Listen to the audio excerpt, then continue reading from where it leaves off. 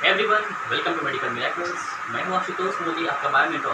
और आज हम लोग स्टार्ट करने वाले हैं क्रेब साइकिल, जिसे हम लोग ट्राई कार्बोक्सिलिक एसिड साइकिल या फिर साइक्लिक एसिड साइकिल भी कहते हैं। ठीक है बच्चों, तो यहाँ पे इस क्रेब साइकिल को पढ़ने से पहले हम एक बार देख लेते हैं कि हमने कौन कौन से स्टेप्स को अभी तक पढ़ा है। तो एरोबिक सेलुलर रेस्पिरेशन में से फर्स्ट स्टेप था ग्लाइकोलिसिस, ठीक है। सेकेंड स्टेप था माइटोकॉन्ड्रिया में इंटर करना उसका, और फिर लिंक रिएक्शन में या फिर ट्रांजिशन रिएक्शन में इन्वॉल्व होना। और फिर थर्ड स्टेप हमारा है क्रेब साइकिल, ठीक है। एसिटाइल कोएंजाइम में मैंने बताया था कि वो एक साइक्लिक पाथवे में एंटर करता है, जिसे हम लोग क्रेब साइकिल कहते हैं या फिर साइट्रिक एसिड साइकिल कहते हैं या फिर DCA साइकिल भी शॉर्ट में कहते हैं, ठीक है। तो आज हम देखेंगे क्रेब साइकिल के सारे स्टेप्स को, टोटल 8 स्टेप्स को, और सारे एंजाइम जो कि इन्वॉल्व होते हैं, और इसमें किस तरह से रिड्यूसिंग इक्विवेलेंट यानी NADH और FADH2 का फॉर्मेशन होता है, और एक मॉलिक्यूल ATP का भी फॉर्मेशन होता है जब एक एसिटाइल कोएंजाइम A जो है इस साइक्लिक पाथवे में एंटर करता है, ठीक है। तो स्टार्ट करते हैं आज का लेक्चर। स्टार्ट।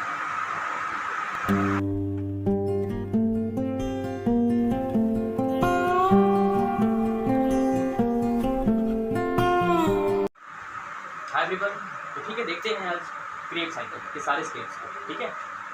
तो पहले हुआ क्या था, इससे पहले की अगर बात करें हम, तो लिंक रिएक्शन में हमारा 2 मॉलिक्यूल बना था एसिटाइल कोएंजाइम A का, ठीक है। और वहाँ पे रिड्यूसिंग इक्विवेलेंट यानी NADH 2 मॉलिक्यूल NADH का भी फॉर्मेशन हुआ था, ठीक है। तो वो जो 2 मॉलिक्यूल एसिटाइल कोएंजाइम A है, मैंने बताया था कि वो एक साइक्लिक पाथवे में एंटर करता है, जिसे हम लोग क्रेब साइकिल कहते हैं। और यही है बच्चों को क्रेब साइकिल। आप देख सकते हैं इस क्रेब साइकिल को कितने सारे स्टेप्स यहाँ पे इन्वॉल्व हैं। टोटल यहाँ पे 8 स्टेप्स इन्वॉल्व हैं, जो कि इस साइक्लिक पाथवे को जो है वो करवा रहे हैं, ठीक है। इन सारे रिएक्शंस को वो करवा रहे हैं, है ना। कई सारे यहाँ पे एंजाइम्स इन्वॉल्व हैं, करीब 8 एंजाइम यहाँ पे जो है इन्वॉल्व होते हैं इस साइक्लिक पाथवे को रन करने के लिए, ठीक है। तो हम देखते हैं एक एक करके सारे स्टेप्स को, ठीक है।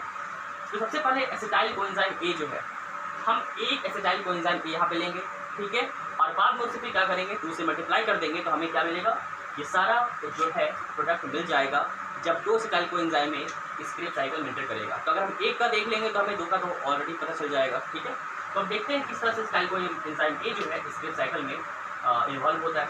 तो देखो यहाँ पे क्या होता है एक्चुअली में, पहले एसिटाइल कोएंजाइम A जो है माइटोकॉन्ड्रिया के एक एंजाइम, माइटोकॉन्ड्रिया मैट्रिक्स के एक एंजाइम से कैटालिसिस से, जो कि एंजाइम है यहाँ पे साइट्रेट सिंथेज। ये साइट्रेट सिंथेज करता क्या है, तो ऑक्सैलोएसिटेट जो कि 4 कार्बन का कंपाउंड है, इसे जो है एसिटाइल कोएंजाइम A के साथ जो है इसे जोड़ देता है, ठीक है, रिएक्ट करवाता है। और यहाँ पे जो है कोएंजाइम A जो है यहाँ पे अलग हो जाता है, और एसिटाइल ग्रुप जो है जब ऑक्सैलोएसिटेट के साथ कंबाइन करता है तो यहाँ बनता है हमारा साइट्रेट। हम देख सकते हैं यहाँ पे इस रिएक्शन को किस तरह से एसिटाइल कोएंजाइम A जो है इस ऑक्सैलोएसिटेट के साथ कंबाइन किया, और यहाँ पे इसका जो कोएंजाइम A ग्रुप है वो यहाँ से निकल चुका है, और हमारा जो बना है यहाँ पे कंपाउंड, नया कंपाउंड, वो है साइट्रेट, जो कि 6 कार्बन का कंपाउंड है, ठीक है। ऑक्सैलोएसिटेट 4 कार्बन का कंपाउंड था और एसिटाइल कोएंजाइम में 2 कार्बन का, ठीक है। तो इस तरह से हमारे पास यहाँ पे 6 कार्बन का कंपाउंड हमें मिलता है, जिसका नाम है साइट्रेट। एंजाइम यहाँ पे कौन सा इन्वॉल्व हुआ है बच्चों, साइट्रेट सिंथेज, ठीक है। फिर से देखते हैं, एसिटाइल कोएंजाइम A जो है अपना एसिटाइल ग्रुप इस ऑक्सैलोएसिटेट को दे देता है, ठीक है। साइट्रेट सिंथेज करता क्या है, इस ऑक्सैलोएसिटेट को एसिटाइल ग्रुप के साथ ऐड कर देता है और बनाता है साइट्रेट, और यहाँ से ये कोएंजाइम A जो है बाहर निकल जाता है। और ये बाहर क्यों निकला है, तो एक्चुअली इसका हुआ यहाँ पे रीजनरेशन, क्यों, ताकि ये लिंक रिएक्शन में वापस जा सके और एसिटाइल कोएंजाइम में फिर से फॉर्म कर सके, ठीक है। तो यहाँ पे साइट्रेट बनाया हमारा 6 कार्बन का। अब ये साइट्रेट जो है कन्वर्ट हो जाता है आइसोसाइट्रेट में, जो कि फिर से 6 कार्बन का कंपाउंड है, और यहाँ पे जो एंजाइम इन्वॉल्व होती है वो होती है एकोनिटेज, ठीक है बच्चों। यहाँ पे एंजाइम जो इन्वॉल्व होती है वो होती है एकोनिटेज। मैं इधर आ जाता हूँ, आपको क्लियरिटी मिलेगा फिर, है ना। तो यहाँ पे देखो एकोनिटेज जो है इस साइट्रेट को आइसोसाइट्रेट में कन्वर्ट करती है, जो कि फिर से 6 कार्बन का कंपाउंड है। अब यहाँ पे जो नेक्स्ट स्टेप है थोड़ा सा कॉम्प्लेक्स है। एक्चुअली होता क्या है, यहाँ पे एक एंजाइम होती है आइसोसाइट्रेट डिहाइड्रोजिनेज, ठीक है। आइसोसाइट्रेट डिहाइड्रोजिनेज, देखो आपको यहाँ पे समझना होगा, ये बस ऐसे ही रिएक्शन नहीं हुआ है यहाँ पे, ठीक है। यहाँ पे डिहाइड्रोजिनेज, पहली बात तो ये एक एंजाइम है, और ये कर क्या रहा है, डिहाइड्रोजिनेशन कर रहा है। डिहाइड्रोजिनेशन का मतलब होता है removal of hydrogen from substance. मैंने बताया है पिछले लेक्चर्स में, ठीक है, आप जाकर के मेरे पिछले लेक्चर्स को देख सकते हैं, ठीक है। तो वहाँ पे डिहाइड्रोजिनेशन का मैंने मतलब बताया है कि वो होता है एक्चुअली क्या, तो हाइड्रोजन का रिमूवल किसी सब्सटेंस से, अगर किसी कंपाउंड से, किसी सब्सटेंस से हम हाइड्रोजन को रिमूव करवा लें तो ये प्रोसेस कहलाती है डीहाइड्रोजनेशन। ठीक है, तो यहाँ पे क्या होता है बच्चों, डीहाइड्रोजनेशन होता है। और यहाँ पे एंजाइम कौन सी इन्वॉल्व होती है, आइसोसाइक्लेट डीहाइड्रोजनेज। इसको समझते हैं ये किया क्या एक्चुअली ये एंजाइम, तो आइसोसाइक्लेट डीहाइड्रोजनेज जो है ना, ये आइसोसाइक्लेट से हाइड्राइड आयन को रिमूव करवाया। ठीक है, क्या करवाया है, फिर से देखते हैं। आइसोसाइक्लेट डीहाइड्रोजनेज एंजाइम जो है, इस आइसोसाइक्लेट से हाइड्रोजन आयन को, सॉरी हाइड्राइड आयन, मैंने बताया डिस्कस किया है हाइड्राइड आयन को, तो हाइड्राइड आयन को रिमूव करवाया। ठीक है, और उसको ट्रांसफर कर दिया किस पे, इस NAD+ से। ठीक है ना, देखो यहाँ पे ध्यान से, हाइड्राइड आयन क्या होता है, तो H- यानी कि एक हाइड्रोजन एटम जिसके पास एक इलेक्ट्रॉन एक्स्ट्रा हो। ठीक है, इसका मतलब अब इसके पास टोटल कितने इलेक्ट्रॉन है, इसके पास टोटल अब 2 इलेक्ट्रॉन है और एक प्रोटॉन है, एक H+ है। ठीक है, तो जैसे ही ये हाइड्राइड आयन जो है कंबाइन करेगा NAD+ के साथ, ठीक है, तो हमें रिजल्ट क्या मिलेगा, NADH मिलेगा। ठीक है, मैंने डिस्कस किया है इस चीज़ को, आप जाके मेरे कुछ लेक्चर्स को देख सकते हैं क्यों ये NADH बना है। ठीक है ना, ठीक है, तो यहाँ पे जो है NAD+ का हुआ है रिडक्शन और ये कन्वर्ट हुआ है NADH में। अब अगर यहाँ पे देखें हम, तो आइसोसाइक्लेट जो है 6 कार्बन का कंपाउंड है, लेकिन जैसे इसका डीहाइड्रोजनेशन हुआ, ये कन्वर्ट हो गया एक कंपाउंड में अल्फा कीटोग्लूटारेट, जो कि 5 कार्बन का कंपाउंड है। तो अगर ये 5 कार्बन का कंपाउंड है और ये था 6 कार्बन का कंपाउंड, तो कहीं ना कहीं इसमें से एक कार्बन का लॉस हुआ है।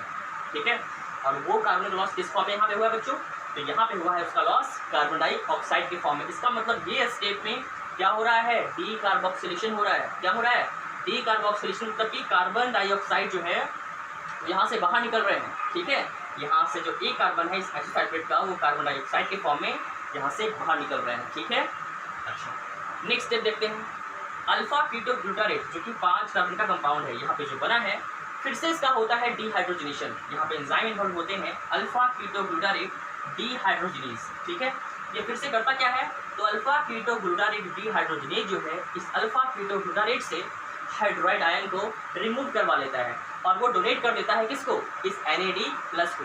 तो ये NAD+ जैसे ही एक हाइड्राइड आयन को एक्सेप्ट करेगा, ये कन्वर्ट हो जाएगा NADH में। ठीक है, किस में कन्वर्ट हो जाएगा, NADH में। और अगर हम देखें यहाँ पे सक्सिनाइल कोएंजाइम A जो कि बना है अल्फा कीटोग्लूटारेट से, तो ये होता है 4 कार्बन का कंपाउंड। ठीक है, तो अगर ये 5 कार्बन का कंपाउंड है और अगर ये 4 कार्बन का कंपाउंड है, तो कहीं ना कहीं यहाँ पे एक कार्बन का लॉस हुआ होगा। ठीक है, तो वो उस एक कार्बन का लॉस किस फॉर्म में यहाँ पे होगा, कार्बन डाइऑक्साइड के फॉर्म में होगा। ठीक है, क्लियर है स्टेप। तो यहाँ पे इसका मतलब 2 चीज़ हो रहा है, पहला हो रहा है डीहाइड्रोजनेशन और दूसरा हो रहा है डीकार्बोक्सिलेशन। ठीक है, अल्फा कीटोग्लूटारेट का पहले हुआ है डीहाइड्रोजनेशन और फिर हुआ है इसका डीकार्बोक्सिलेशन। डीहाइड्रोजनेशन में इससे हाइड्राइड आयन का रिमूवल हुआ है और डीकार्बोक्सिलेशन में कार्बन का रिमूवल हुआ है। ठीक है, यहाँ पे NAD+ का हुआ है रिडक्शन और NAD+ रिड्यूस हो गया है NADH में। ठीक है, और यहाँ पे एंजाइम कौन सा इन्वॉल्व हुआ है, अल्फा कीटोग्लूटारेट डीहाइड्रोजनेज।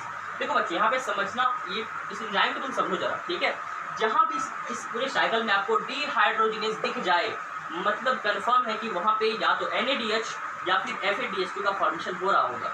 ठीक है, वहाँ पे जो है कंफर्म है कि NADH का या फिर FADH2 का, देखो यहाँ पे FADH2 का फॉर्मेशन हो रहा है, यहाँ भी डीहाइड्रोजनेज लगा हुआ है। यहाँ भी देखो NADH का फॉर्मेशन हो रहा है और यहाँ डीहाइड्रोजनेज एंजाइम इन्वॉल्व हुआ है। ठीक है, नेक्स्ट स्टेप देखते हैं। तो यहाँ पे फिर अब बना है हमारा सक्सिनाइल कोएंजाइम A जो कि 4 कार्बन का कंपाउंड है। तो यहाँ पे एक एंजाइम होती है सक्सिनाइल कोएंजाइम A सिंथेटेज। अच्छा, यहाँ पे कुछ बच्चों को कंफ्यूजन होती है सिंथेटेज में और सिंथेज में। ठीक है, क्योंकि हमने सिंथेज पढ़ रखा है। जब हम माइटोकॉन्ड्रिया का जब हम पढ़ेंगे, हमने तो पढ़ ही रखा है फिलहाल, जब हम पढ़ेंगे तो देखेंगे कि वहाँ पे जब माइटोकॉन्ड्रिया की हम इनर मेम्ब्रेन की बात करेंगे तो हम कॉम्प्लेक्स 5 पढ़ेंगे, जिसे हम लोग ATP सिंथेज भी कहते हैं। तो ATP सिंथेज, वहाँ पे सिंथेज हमें दिख रहा है और यहाँ पे सिंथेटेज दिख रहा है। दोनों में कंफ्यूज नहीं होना है, दोनों डिफरेंट चीज़ें हैं। ठीक है, बहुत सारे लोग बताते हैं ऐसा कि दोनों सेम चीज़ें हैं, कुछ लोग सिंथेज लिखते हैं, कुछ लोग सिंथेटेज लिखते हैं, लेकिन दोनों डिफरेंट चीज़ें हैं। सिंथेज जो है वो ATP का इस्तेमाल नहीं करता है ATP को बनाने के लिए, ध्यान से सुनना है। सिंथेज जो एंजाइम है ना, ये ATP का इस्तेमाल नहीं करता है ATP को बनाने के लिए, लेकिन जो सिंथेटेज है ये ATP का इस्तेमाल करता है ATP को बनाने के लिए। ठीक है, तो यहाँ पे क्या हुआ है, सक्सिनाइल कोएंजाइम A सिंथेटेज जो है इस सक्सिनाइल कोएंजाइम ए को कन्वर्ट किया है सक्सिनेट में, जो फिर से एक 4 कार्बन का कंपाउंड है। इसका मतलब अगर ये भी 4 कार्बन का है और ये भी 4 कार्बन का है तो इसका मतलब यहाँ पे कार्बन डाइऑक्साइड नहीं निकलेंगे, यहाँ पे कार्बन का लॉस नहीं होगा, डी कार्बोक्सिलेशन यहाँ पे नहीं होगा, ठीक है। और सिंथेटेज है मैंने बताया, तो यहाँ पे जो है एक जीटीपी का फॉर्मेशन होता है, गुआनोसाइन ट्राइफॉस्फेट, ठीक है। क्या है? गुआनोसाइन ट्राइफॉस्फेट, जो कि एक्चुअली इसका भी जो एनर्जी है ना वो एटीपी के बराबर ही होता है, इसलिए इसे हम लोग एटीपी ही मानते हैं, ठीक है ना। तो जीटीपी को हम लोग एटीपी ही मानेंगे, क्योंकि तो दोनों जो है लगभग same amount of energy release करता है जब इसके जो बॉन्ड्स टूटते हैं, ठीक है ना। अब आगे बढ़ते हैं। तो सक्सिनेट बन चुका है हमारा, यहाँ पे सक्सिनेट जो है कन्वर्ट होता है फ्यूमरेट में, ठीक है। और यहाँ पे जो एंजाइम इन्वॉल्व होती है वो होती है सक्सिनेट डिहाइड्रोजनेज। समझते हैं जरा से स्टेप को बारीकी से। ये सक्सिनेट डिहाइड्रोजनेज करता क्या है? तो ये करता है इस सक्सिनेट का डिहाइड्रोजनेशन, मतलब कि हाइड्रोजन को रिमूव करवाता है। हाइड्रोजन मतलब किस फॉर्म? हाइड्रोजन का कौन सा फॉर्म? तो हाइड्राइड फॉर्म को, हाइड्राइड आयन को जो है ये सक्सिनेट डिहाइड्रोजनेज रिमूव करवाता है इस सक्सिनेट से, और वो दे देता है FAD को, ठीक है। लेकिन यहाँ पे अब समझो, ठीक है, एक चीज़ समझो कि यहाँ पे जो है ना आपको याद रखना होगा कि यहाँ पे हाइड्राइड आयन नहीं, ठीक है, यहाँ पे हाइड्राइड आयन नहीं, एक्चुअली 2 हाइड्रोजन जो है ना वो ट्रांसफर होता है सक्सिनेट से कहाँ पे? फ्यूमरेट में, ठीक है।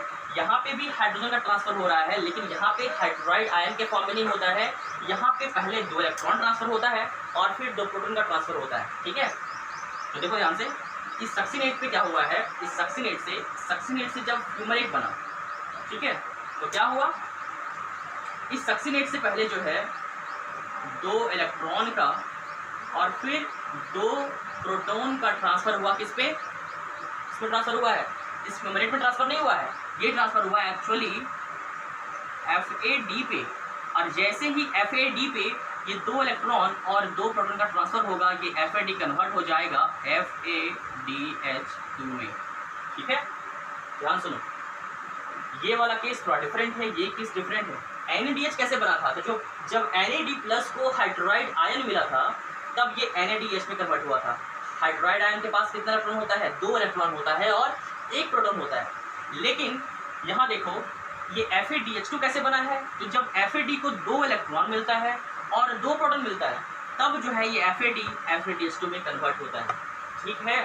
तो यहाँ पे बच्चों सक्सिनेट से जो है 2 इलेक्ट्रॉन और 2 प्रोटॉन का ट्रांसफर करवाता है ये एंजाइम सक्सिनेट डिहाइड्रोजनेज, और ये ट्रांसफर कहाँ करवाता है? इस FAD पर करवाता है। और जैसे ही FAD जो है उस 2 इलेक्ट्रॉन को और 2 प्रोटॉन को एक्सेप्ट करता है, ये कन्वर्ट हो जाता है तुरंत FADH2 में, ठीक है। ये स्टेप क्लियर है? फिर से देखो यहाँ पे डिहाइड्रोजनेज लगा हुआ है, मतलब ये क्या करेगा? इसका हाइड्रोजन को रिमूव करवाएगा, ठीक है। इट डजंट मैटर हाइड्रोजन का कौन सा फॉर्म रिमूव करवाएगा, हाइड्राइड आयन को करवाए या फिर हाइड्रोजन एटम को करवाए या फिर 2 हाइड्रोजन को करवाए, बट ये क्या करवाएगा? इसका डिहाइड्रोजनेशन करवाएगा। तो यहाँ पे बना है हमारे कंपाउंड फ्यूमरेट, ठीक है। सक्सिनेट से जैसे ही 2 H+ और 2 इलेक्ट्रॉन रिमूव होंगे, ये कन्वर्ट हो जाएगा फ्यूमरेट में, ठीक है। फ्यूमरेट अगेन 4 कार्बन का कंपाउंड है, तो यहाँ पे किसी भी तरह का डीकार्बोक्सिलेशन नहीं होगा। अब देखते हैं फ्यूमरेट, ये फ्यूमरेट जो है ना ये कन्वर्ट हो जाता है मैलेट में, ठीक है। ये फ्यूमरेट जो है मैलेट में कन्वर्ट हो जाता है एक एंजाइम की हेल्प से जिसका नाम है फ्यूमरेज। ये फ्यूमरेज करता क्या है? वाटर मॉलिक्यूल को लेता है और ऐड कर देता है इस फ्यूमरेट में, जिससे कि फ्यूमरेट जो है कन्वर्ट हो जाता है मैलेट में, जो कि अगेन 4 कार्बन का कंपाउंड है। हमने यहाँ पे कोई कार्बन ऐड थोड़ी किया है, हमने बस यहाँ पे हाइड्रोजन और ऑक्सीजन ऐड किया है, ठीक है। तो कार्बन में चेंज तो आएगा नहीं, तो फ्यूमरेट यहाँ पे वाटर के एडिशन से कन्वर्ट हो गया है हमारा मैलेट में, ठीक है। अब हमारा लास्ट स्टेप है मैलेट की, ठीक है। ये मैलेट जो है ना ये कन्वर्ट होता है फिर लास्टली ऑक्सिलोएसिटेट में। इस तरह से जो ऑक्सिलोएसिटेट है, देखो यहाँ पे क्या हुआ है, इस ऑक्सिलोएसिटेट का जो है रीजनरेशन हुआ है, ताकि ये अगेन जो है नए एसिटाइल कोएंजाइम ए को अपने में ऐड कर सके और फिर से ये साइकिल को रन कर सके। अगर ये ऑक्सिलोएसिटेट खत्म हो जाएगा तो क्या साइकिल चल पाएगी? ये साइकिल पाथवे चल पाएगा? नहीं रन हो पाएगा, ठीक है। इसलिए इसका रीजनरेशन बहुत इंपॉर्टेंट यहाँ पे होता है, ठीक है ना, इंपॉर्टेंट स्टेप है। तो इसलिए जो मैलेट है ना जो घूम कर आया है यहाँ पे, जो मैलेट पे कन्वर्सन हुआ है, ये मैलेट जो है एक एंजाइम होती है मैलेट डिहाइड्रोजनेज। ये मैलेट डिहाइड्रोजनेज करता क्या है? इस मैलेट से हाइड्राइड आयन को रिमूव करवाता है। देखो यहाँ पे जहाँ भी आपको NADH दिखे, ठीक है, सॉरी Na+ दिखे, आप समझ जाना कि कंफर्म है कि ये जो है एक्सेप्ट करने वाला है हाइड्राइड आयन को। तो Na+ जो है जैसे ही हाइड्राइड आयन को एक्सेप्ट करेगा मैलेट से, ठीक है, मैलेट से Na+ जो है जैसे ही एक हाइड्राइड आयन को एक्सेप्ट करता है, ये कन्वर्ट हो जाता है तुरंत NaDH में, और ये मैलेट जो है कन्वर्ट हो जाता है ऑक्सैलो एसिडेट में, जो अगेन 4 कार्बन का कंपाउंड है। और यहाँ पे भी एंजाइम इन्वॉल्व हुआ है malate dehydrogenase. Dehydrogenase means hydrogen का रिमूवल, और मैलेट डिहाइड्रोजनेज मतलब कि मैलेट से रिमूवल। आइसोसाइक्लेट डिहाइड्रोजनेज मतलब कि आइसोसाइक्लेट से हाइड्राइड आयन का रिमूवल या हाइड्रोजन का रिमूवल। यहाँ देखो अल्फा कीटो ग्लूटारेट डिहाइड्रोजनेज मतलब कि अल्फा कीटो ग्लूटारेट से हाइड्रोजन का रिमूवल। और यहाँ देखो सक्सिनेट डिहाइड्रोजनेज, इसका मतलब सक्सिनेट से हाइड्रोजन का रिमूवल। ठीक है, तो ये पूरा स्टेप क्लियर है। देखो अगर हम इन स्टेप्स को काउंट करें तो ये देखो ये हमारा हो गया फर्स्ट स्टेप, ये हमारा हो गया फर्स्ट स्टेप, ये हमारा हो गया सेकंड स्टेप, ठीक है, ये हमारा हो गया यहाँ पे थर्ड स्टेप, ये हो गया हमारा फोर्थ स्टेप, ये वाला, ठीक है, ये हो चुका है हमारा फिफ्थ स्टेप, ये हो चुका है हमारा ये वाला सिक्स्थ स्टेप, ये हो चुका है हमारा सेवन्थ स्टेप, ठीक है, और ये हो चुका है हमारा एट्थ स्टेप। ठीक है, टोटल ये 8 स्टेप का रिएक्शन है हमारा क्रेब साइकिल। ठीक है, 8 स्टेप की पूरी पाथवे है, और इस टोटल 8 पाथवे में अगर हम नोटिस करें यहाँ पे, तो मैंने कहीं पे यहाँ पे डबल एरो बनाया है, कहीं पे सिंगल एरो बनाया है। तो जहाँ भी मैंने सिंगल एरो बनाया है ना, ये इंडिकेट करता है कि वो जो रिएक्शन है ना वो इरिवर्सिबल है। वो कैसा रिएक्शन है? इरिवर्सिबल है, यानी कि ये रिवर्स नहीं हो सकता है। जैसे कि यहाँ पे अगर साइट्रेट एक बार बन गया तो ये वापस जो है एसिटाइल कोएंजाइम में कन्वर्ट नहीं हो सकता। समझ आ रहा है? अगर एक बार साइट्रेट बन गया तो ये रिएक्शन वापस नहीं जा सकती है, ये फिर से टूट नहीं सकती है इस एसिटाइल कोएंजाइम ए में और ऑक्सैलो एसिटेट में, क्योंकि यहाँ से कोएंजाइम ए जो है वो क्या हो जाता है? लॉस हो जाता है। ठीक है, अगर हम इस रिएक्शन को देखें तो यहाँ पे आइसोसाइट्रेट जो है कन्वर्ट हुआ है अल्फा कीटो ग्लूटारेट में, ये रिएक्शन भी इरिवर्सिबल है। यहाँ पे भी जो है एक बार अगर अल्फा कीटो ग्लूटारेट बन गया आइसोसाइट्रेट से तो ये वापस जो है इसमें कन्वर्ट नहीं हो सकता है। समझ आ रहा है? ये वापस इसमें कन्वर्ट नहीं हो सकता है। क्यों? क्योंकि यहाँ पे कार्बन डाइऑक्साइड तो गैस के फॉर्म में क्या हो चुका है? लॉस हो चुका है, वो बाहर निकल चुका है। तो हम ठीक है, तो हम इसे वापस यहाँ पे ऐड नहीं कर सकते हैं। उसके बाद जो है अल्फा कीटो ग्लूटारेट जो कन्वर्ट हुआ है यहाँ पे सक्सिनाइल कोएंजाइम ए में, यहाँ भी देखो बच्चों, यहाँ पे भी कार्बन डाइऑक्साइड की फॉर्म में लॉस हुआ है। ठीक है, ये स्टेप भी इरिवर्सिबल होता है, इसे भी हम वापस मतलब सक्सिनाइल कोएंजाइम ए को हम वापस कन्वर्ट नहीं कर सकते हैं अल्फा कीटो ग्लूटारेट में। इन तीनों स्टेप को छोड़ करके देखो, फर्स्ट स्टेप को छोड़ करके पहला स्टेप, तीसरा स्टेप और चौथा स्टेप, ये तीनों स्टेप को छोड़ करके बाकी सारे स्टेप्स रिवर्सिबल होते हैं, बाकी सारे स्टेप्स को रिवर्स किया जा सकता है।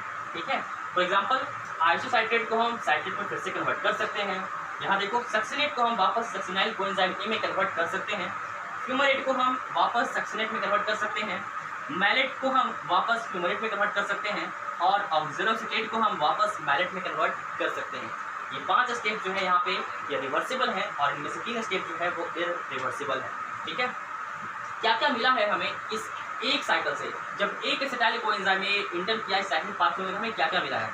तो देखो यहाँ पे हमें मिला है एक NADH। ठीक है, यहाँ पे हमें मिला है, चलो बना लेता हूँ, एक बॉक्स बना के मैं दिखाता हूँ यहाँ पे क्या क्या हमें मिला है। तो हमें मिला है पहले एक NADH हमें यहाँ मिला है, एक NADH हमें यहाँ पे मिला है, और एक NADH हमें यहाँ पे मिला है। ठीक है, टोटल हमें इस क्रेब साइकिल से 3 NADH मिलते हैं।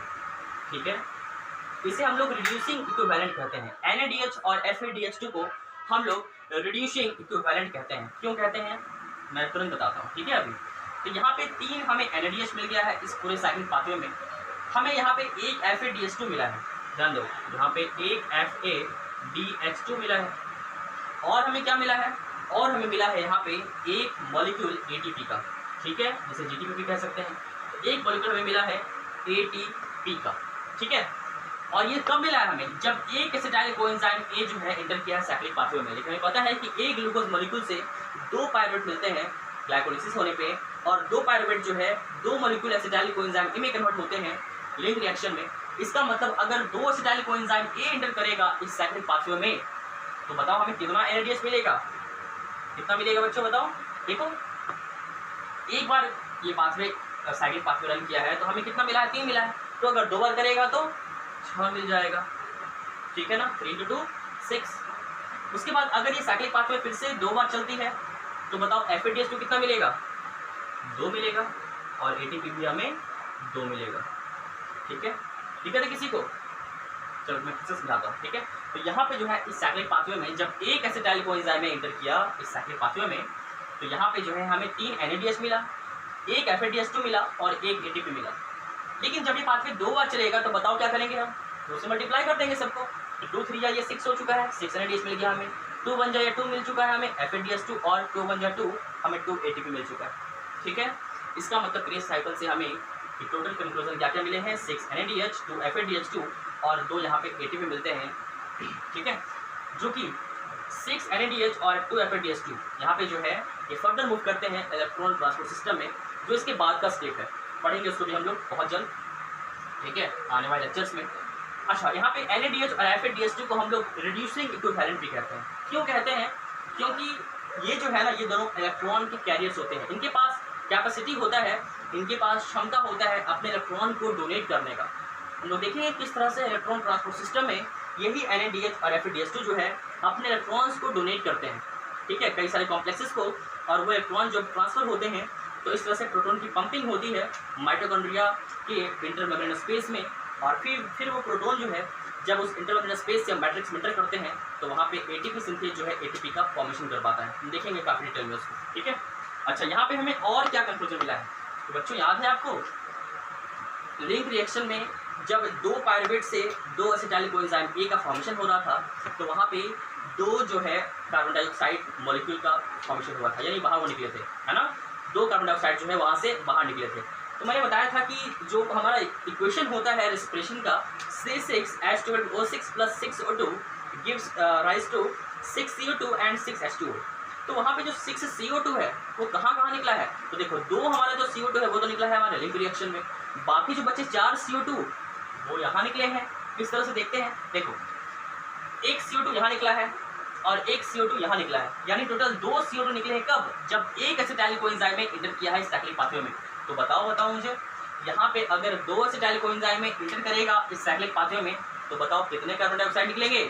4 कार्बन डाइऑक्साइड निकलेंगे। इस तरह से हमारे टोटल 6 कार्बन डाइऑक्साइड जो है हमने देखा किस तरह से रेस्पिरेशन में बाहर निकलते हैं। कितने बड़े बड़े स्टेप्स को फॉलो करके ये हमारे कार्बन डाइऑक्साइड जो है हमारे कह सकते हैं, जब हम एक्सहेल कर रहे होते हैं, एक्सहेलेशन कर रहे होते हैं, तो ये कार्बन डाइऑक्साइड जो है कितने सारे स्टेप्स को फॉलो करने के बाद जो है हमारे नोज से बाहर निकल रहे होते हैं। ठीक है, अब यहाँ पे एक बड़ा ट्विस्ट है इस एंजाइम के साथ, सक्सिनेट डिहाइड्रोजनेज।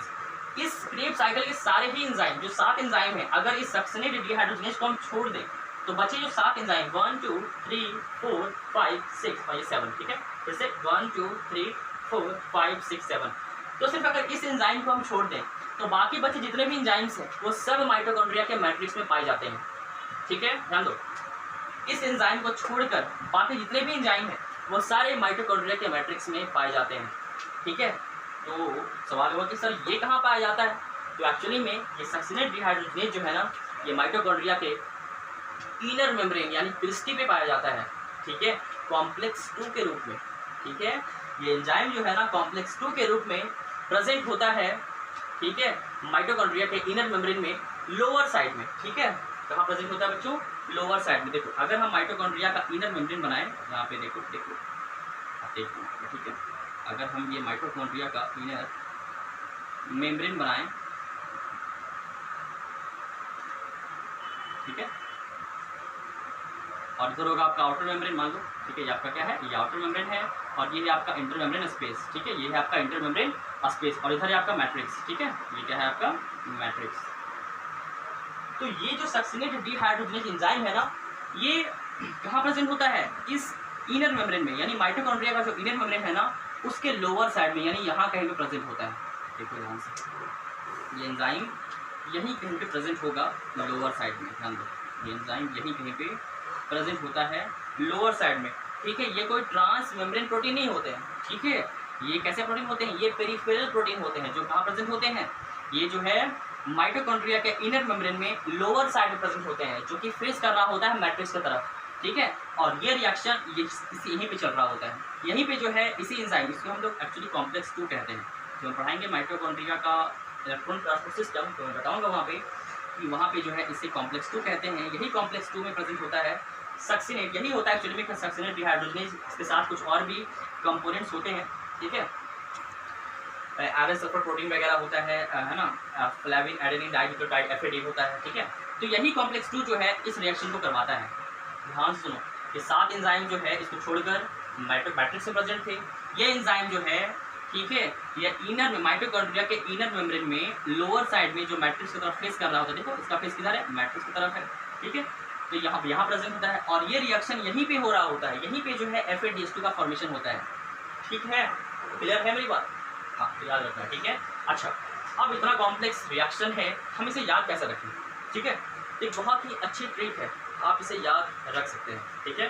वो ट्रिक जो है आप समझे यहाँ पे, इसको आप कैसे याद रखोगे, तो देखो एक ट्रिक है, याद मेरे साथ आपको बोलना है, ठीक है ना। साइट्रेट इज, क्या बोलना है आपको, साइट्रेट इज क्रेव, ध्यान दो यहाँ पे, देखो साइट्रेट हो चुका है, यहाँ पे देखो इज लेना है आपको, ठीक है ना। क्या लेना है यहाँ पे आपको, इज लेना है, और यहाँ पे देखो के से आपको लेना है क्रेव, क्या लेना है, क्रेव, पता है क्रेव साइकिल है, तो यहाँ पे आपको याद रखना है citrate is Krebs starting substrate, देखो ध्यान से मैंने क्या बोला, साइट्रेट इज क्रेव स्टार्टिंग का जो S है वहां से बना succinyl coenzyme A, substrate starting substrate का जो S है उससे बना हमारा सक्सिनेट। ध्यान से फिर से, citrate is Krebs starting substrate 4 से बना फ्यूमरेट, 4 के F से बना फ्यूमरेट, 4 मेकिंग मीन्स मेकिंग का जो M है उससे बना हमारा मैलेट, 4 मेकिंग ऑक्सैलो एसीटेट। आसान है, फिर से citrate is Krebs starting substrate 4 making oxalo acetate. आसान है, फिर से रिपीट करते हैं, citrate is Krebs starting substrate 4 making oxalo acetate. ये ट्रिक आपको याद रखनी है, इससे कि आप आसानी से स्टेप बाय स्टेप जो है इस रिएक्शन को याद रख सकते हैं, ठीक है। आप चाहे तो मैं यहाँ पे लिख देता हूँ, ठीक है, चलो मैं लिख देता हूँ, ठीक है ना। तो याद रखना है, साइट्रेट इज स्टार्टिंग ना, citrate is Krebs starting substrate 4 making malate. देखो कितना आसान हो जाएगा अगर हम इस ट्रिक को याद रखें तो, है ना। अगर इस ट्रिक को हम याद रखें तो ये कितना हमारा आसान हो जाएगा, है ना। Citrate is Krebs starting substrate 4 making malate. Citrate तो है पता है, साइट्रेट याद रखना ही है, तो यहाँ तो साइट्रेट ऑलरेडी प्रेजेंट है, ठीक है ना। इज से बना हमारा आइसोसाइट्रेट, क्रेव का जो के है इससे हम याद रखेंगे अल्फा कीटो ग्लूटारेट को, स्टार्टिंग से हम याद रखेंगे सक्सिनाइल कोएंजाइम ए को, स्टार्टिंग का जो S है इससे हम याद रखेंगे सक्सिनाइल कोएंजाइम ए को, और सबस्ट्रेट का जो S है इससे याद रखेंगे हम सक्सिनेट को, ठीक है। सबस्ट्रेट का जो S है इससे याद रखेंगे हम सक्सिनेट को, ठीक है। यहाँ देखो 4 का जो F है, 4 का यहाँ पे जो F है इससे याद रखेंगे हम फ्यूमरेट को, मेकिंग का जो M है इससे याद रखेंगे हम मैलेट को, ठीक है। और M और मेकिंग यहाँ पे हो जाएगा मेकिंग ऑक्सैलो एसिटेट, है ना, ऑक्सैलो एसिटेट, ठीक है ना। फिर से एक बार देखते हैं क्या है ट्रिक हमारा, citrate is Krebs starting substrate 4 making oxalo acetate. देखो ध्यान से, साइट्रेट तो ऑलरेडी प्रेजेंट है, ठीक है, साइट्रेट तो है। इज का मतलब यहाँ पे हुआ आइसोसाइट्रेट, क्रेव का जो के है इसका मतलब हुआ यहाँ पे अल्फा कीटोग्लूटारेट, इस स्टार्टिंग का जो S है इसका मतलब हुआ सक्सिनाइल कोएंजाइम A, सबस्ट्रेट का जो S है यहाँ पे इसका मतलब हुआ सक्सिनेट, 4 का जो F है इसका मतलब हुआ यहाँ पे F से फ्यूमरेट, मेकिंग का जो M है इसका मतलब हुआ यहाँ पे मैलेट, और यहाँ पे जो ऑक्सैलो एसीटेट है ये तो ऑलरेडी प्रेजेंट है। तो इस तरह से आप इस ट्रिक से इस पूरे रिएक्शन को याद रख सकते हो, ठीक है। ये कैसे याद रखेंगे कि कौन सा इसमें रिवर्सिबल है कौन सा इरिवर्सिबल है, तो देखो जहाँ जहाँ भी कार्बन डाइऑक्साइड निकल रहा होगा, ध्यान दो, जहाँ जहाँ भी कार्बन का लॉस हो रहा होगा, फिर से सुनना है, जहाँ जहाँ भी कार्बन डाइऑक्साइड का लॉस हो रहा होगा वो हमारा होगा इरिवर्सिबल स्टेप। देखो एक स्टेप तो ये है, यहाँ भी कार्बन डाइऑक्साइड का लॉस हो रहा है और यहाँ भी कार्बन डाइऑक्साइड का लॉस हो रहा है, तो इसका मतलब ये दोनों स्टेप क्या है, इरिवर्सिबल है, ये रिवर्स नहीं हो सकता है। अच्छा, एक स्टेप और है जहाँ पे कुछ और निकल रहा है। यहाँ पे देखो कोएंजाइम ए जो है यहाँ पे बाहर निकल रहा है, ठीक है, तो इसे वापस लाना पॉसिबल यहाँ पे है नहीं, इसलिए ये स्टेप भी क्या हो गया, इरिवर्सिबल स्टेप हो गया, ठीक है। तो यहाँ पे वन स्टेप यानी पहला स्टेप, फिर तीसरा स्टेप और चौथा स्टेप जो है यहाँ पे इरिवर्सिबल स्टेप है। एक बात और याद रखो, सक्सिनेट डिहाइड्रोजनेज जो है ये एंजाइम जो है ये क्रेब्स साइकिल में भी इन्वॉल्व होता है और इलेक्ट्रॉन ट्रांसपोर्ट सिस्टम में भी इन्वॉल्व होता है। ये एंजाइम मैट्रिक्स में नहीं पाए जाते हैं, ये एंजाइम जो है ना ये मैट्रिक्स में ना पाए जाकर के कहाँ पाए जाते हैं, ये पाए जाते हैं माइटोकॉन्ड्रिया के इनर मेम्ब्रेन में लोअर साइड में, ठीक है, जो कि मैट्रिक्स की तरफ फेस कर रहा होता है, ठीक है। टोटल ये 8 स्टेप का रिएक्शन है। जहाँ जहाँ भी डिहाइड्रोजनेज एंजाइम लगा होगा वहीं पे जो है ये NADH या फिर FADH2 का फॉर्मेशन हुआ होगा, ठीक है। जैसे कि एसिटाइल डिहाइड्रोजनेज है तो यहाँ पे NADH का फॉर्मेशन हुआ, अल्फा कीटोग्लूटारेट डिहाइड्रोजनेज है तो NADH का फॉर्मेशन हुआ, यहाँ देखो सक्सिनेट डिहाइड्रोजनेज है यहाँ FADH2 का फॉर्मेशन हुआ, और मैलेट डिहाइड्रोजनेज है यहाँ भी NADH का फॉर्मेशन हुआ है। यहाँ पे देखो फ्यूमरेट से जब मैलेट बना तो यहाँ पे वाटर मॉलिक्यूल हमें ऐड करना पड़ा, ठीक है। और सक्सिनाइल कोएंजाइम ए से जब सक्सिनेट बना तो यहाँ पे एक ATP का फॉर्मेशन हुआ। तो यही था हमारा आज का क्रेब्स साइकिल 8 स्टेप का रिएक्शन। इसे साइट्रिक एसिड साइकिल इसलिए कहते हैं क्योंकि फर्स्ट स्टेप में जो हमारा कंपाउंड बनता है वो साइट्रेट बनता है या फिर साइट्रिक एसिड बनता है, इसलिए हमें इसे साइट्रिक एसिड साइकिल कहते हैं।